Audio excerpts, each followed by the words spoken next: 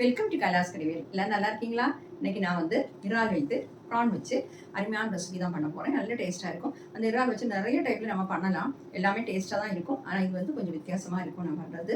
கரெக்டாக இந்த வீடியோ ஃபுல்லாக பாருங்கள். பார்த்துட்டு உங்கள் ஃபீட்பேக்கும் தெரியுங்க. இது வந்து சப்பாத்தி, தோசை, சாதம் எல்லாத்து கூட சாப்பிட்றதுக்கு ரொம்ப நல்ல ஒரு காம்பினேஷன். ஓகே, வாங்க எப்படி பண்ணுறது. ஒரு 1/2 கிலோ இறால் வந்து நீட்டாக க்ளீன் பண்ணி வச்சுருக்கிறேன். இதில் வந்து ஒரு 1/2 டீஸ்பூன் மஞ்சத்தூள் போட்டுறேன்.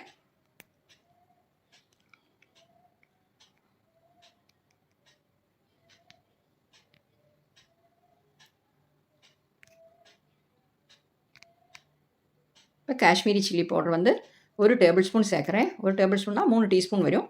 இப்போ அந்த அளவுக்கு தான் 3 டீஸ்பூன் சேர்த்துருக்கிறேன். கொஞ்சமாக உப்பு சேர்த்து நல்லா மிக்ஸ் பண்ணிடலாம்.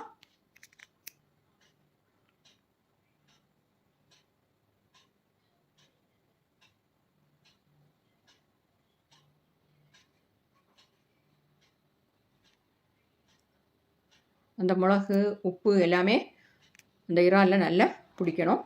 கை வச்சே நல்லா மிக்ஸ் பண்ணிடலாம்.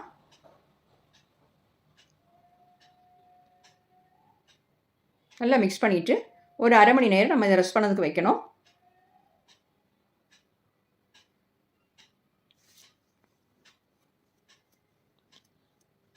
மூடி போட்டு வச்சிடலாம். ஃப்ரிட்ஜில் வச்சா அவ்வளோ நல்லது.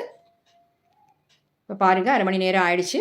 அந்த மிளகாத்தூள்லாம் அதில் பிடிச்சி சூப்பராக இருக்குது. இப்போ அதுக்காக ஒரு பேனில் ஒரு 4 டேபிள் ஸ்பூன் ஆயில் சேர்த்துருக்கிறேன். தேங்காய் எண்ணெய் தான் விட்டுருக்கிறேன். தேங்காய் எண்ணெயிலே பண்ணுங்கள், நல்ல டேஸ்ட்டாக இருக்கும். ஆயில் நல்லா சூடானதும் மீடியம் ஃப்ளேமில் வச்சு நம்ம இந்த இறாலை ஃப்ரை பண்ணி எடுக்கலாம்.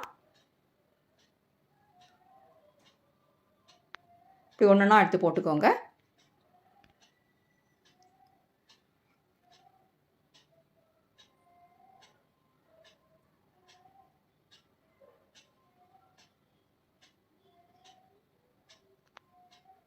எல்லாமே இந்த மாதிரி போட்டுடலாம்.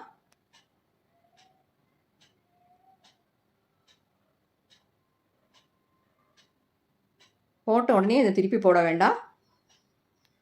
ஒரு 2 நிமிஷத்துக்கு அப்புறம் திருப்பி போடலாம்.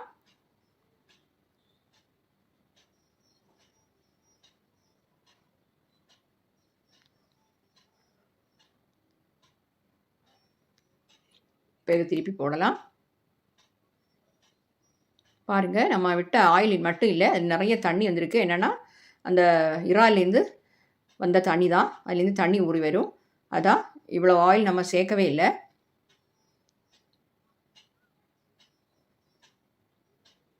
கொஞ்சம் ஃப்ரை ஆகட்டும்.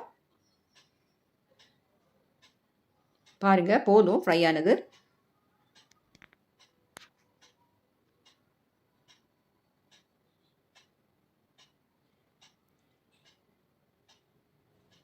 இப்போ நம்ம எண்ணெயிலேருந்து மாற்றிடலாம்.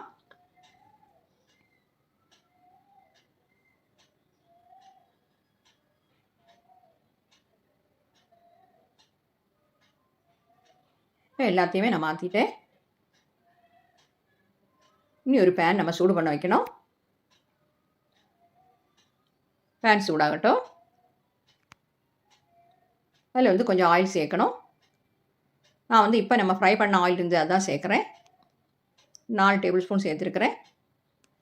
ஏன்னா ஆயில் ஃப்ரை பண்ணால் திருப்பியும் அதை ஃப்ரை பண்ணக்கூடாது. அதனால் இப்போ பண்ணனால சரி 2 டைம் எடுக்கலாம் பரவாயில்லைன்னு சொல்லி இதை எடுத்தேன், அவ்வளோதான். சாதாரணமாக நான் அப்படி எடுக்கிறது கிடையாது. ஒரு வாட்டி ஃப்ரை பண்ணிவிட்டு அதை போட்டுறது தான்.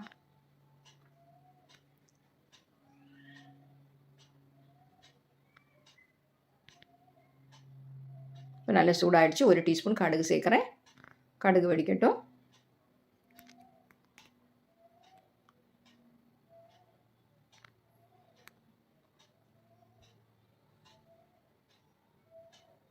கொஞ்சமாக கறிவேப்பிலை சேர்த்துடலாம்.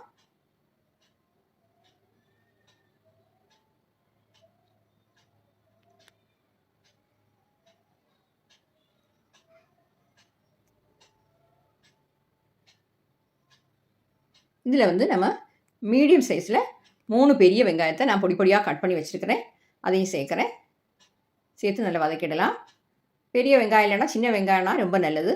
சின்ன வெங்காயம்னா ஒரு 25 சின்ன வெங்காயத்தை நல்லா கட் பண்ணி இந்த மாதிரி வதக்கிடுங்க.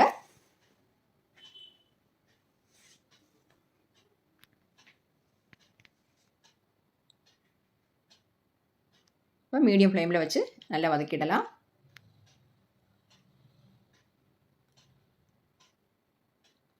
ஆயில் வேணால் இனி உங்களுக்கு கொஞ்சம் சேர்த்துக்கலாம். நான் வந்து கரெக்டாக தான் சேர்த்துருக்கிறேன்.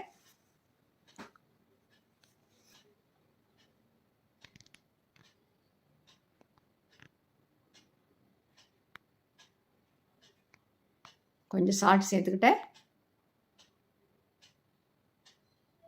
பாருங்கள், நம்ம வெங்காயம் நல்லா வதங்கிடுச்சு. அந்த ஆயிலில் வதக்குனது தான் இந்த கலரில் இருக்குது. நீங்கள் வந்து ஃப்ரெஷ்ஷான வேறு ஆயில் சேர்த்து வதக்கணுனாலும் அப்படி பண்ணிக்கோங்க. இதில் வந்து 1 டேபிள் ஸ்பூன் இஞ்சி பூண்டு விழுது சேர்க்குறேன். கொஞ்சம் மசாலெல்லாம் அது சேர்க்கணும். இதில் வந்து நாம் இப்போ 2 table spoon Kashmiri chilli powder சேர்க்குறேன்.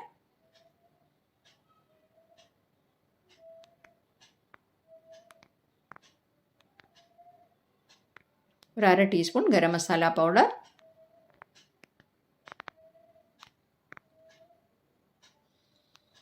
ஒரு டீஸ்பூன் சோம்புத்தூள். சோம்பு வந்து பொடி பண்ணது. எல்லாத்தையுமா நல்லா கிளறி விட்டுக்கோங்க. எல்லாத்தோட பச்சை வாசம் போகணும். பெரிய தக்காளினா 1 போதும். ரொம்ப சின்னதாக இருந்தால் 2 சேர்த்துக்கோங்க. அதையும் சேர்த்து நல்லா மிக்ஸ் பண்ணிடலாம்.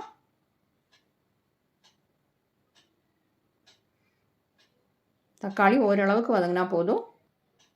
இன்னும் நாம் இதில் 1 கப்பு தண்ணி சேர்க்கலாம். சேர்த்துட்டு நல்லா கொதிக்க விடணும். இஞ்சி பூண்டு மசாலா எல்லாம் சேர்த்தப்போ நல்ல வாசமாக இருக்குது. இப்போ வந்து சால்ட்டு செக் பண்ணிக்கோங்க. தேவைப்பட்டால் கொஞ்சம் சேர்த்துக்கலாம்.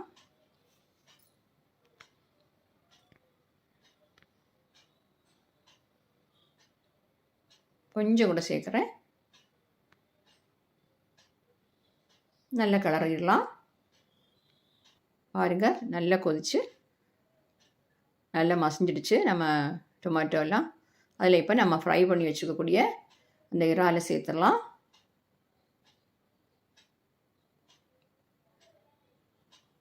சேர்த்து எல்லாத்தையுமா மிக்ஸ் பண்ணி ஒரு 2 நிமிஷம் கொதிக்க விடணும். ஏன்னா அந்த நம்ம மசாலா எல்லாமே நம்ம அந்த ப்ரானில் பிடிக்கணும். கொஞ்சம் ஃப்ரெஷ்ஷான கறிவேப்பிலையும் சேர்த்துடலாம்.